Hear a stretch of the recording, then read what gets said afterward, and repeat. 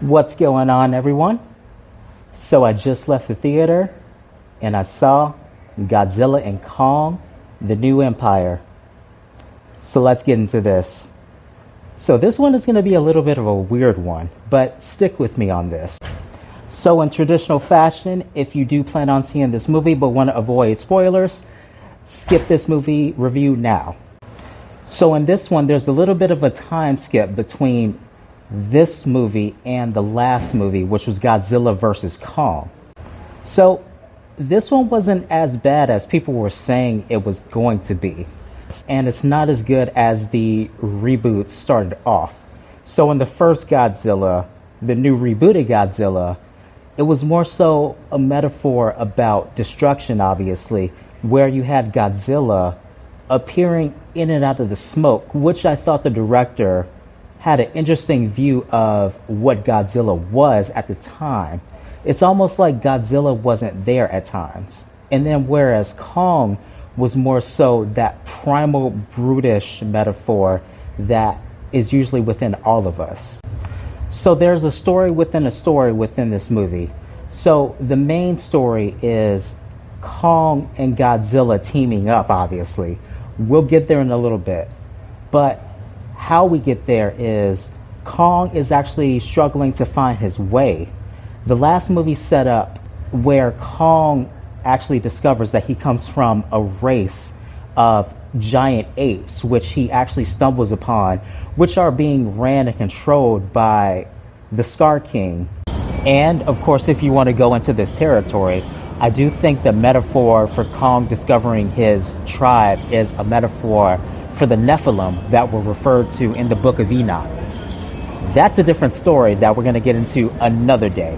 The sub-story within the story where Gia is actually struggling to find her way in normal everyday life. Oh, and in this movie, Gia discovers that she is the chosen one of the Ewe Tribe to resurrect Mothra. So, in the subterranean world, the Ewe people have been the guardians of this energy for decades, years, however long, protecting and maintaining the balance of Earth's natural energy. And is it just me, or did anyone else notice that the power source that the Ewe tribe was protecting was directly under the Great Pyramids of Giza, which actually reinforces that they were hinting at the theory that the pyramids did have a conducting power source, just like a lot of tribes utilized in the beginning. But enough about conspiracies. Back to the movie review. I wasn't bored at all, but I do have to kind of point out that the special effects on Godzilla and Shimu were in fact cheesy. That the CGI in this film didn't quite seem right, especially on the scenes where Godzilla was in frame. It just seemed like the CGI in the previous MonsterVerse movies seemed a lot better.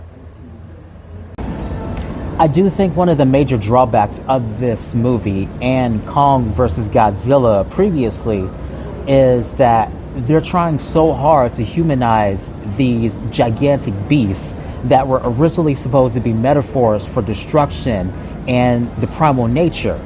So with the facial expressions and the body language that Kong and Godzilla both exude within one another, I do think that is the drawback, because it kind of takes you out of thinking that these monsters are gigantic monsters that are supposed to be stomping around causing rampage all over the place. Okay, so the runtime for Godzilla and Kong the New Empire is 1 hour and 55 minutes. While out of all the MonsterVerse movies, this is the weakest one, I was still entertained. But to wrap up, I did find it interesting that the two parallels between Kong and Gia were Gia's finding her place within her newly discovered tribe that she was lost from, whereas Kong is finding his place in his new long-lost race of apes. With that said, I'm giving Godzilla and Kong the New Empire a 6 out of 10. This is my review of Godzilla and Kong the New Empire. I'll catch you on the next film review. Take care.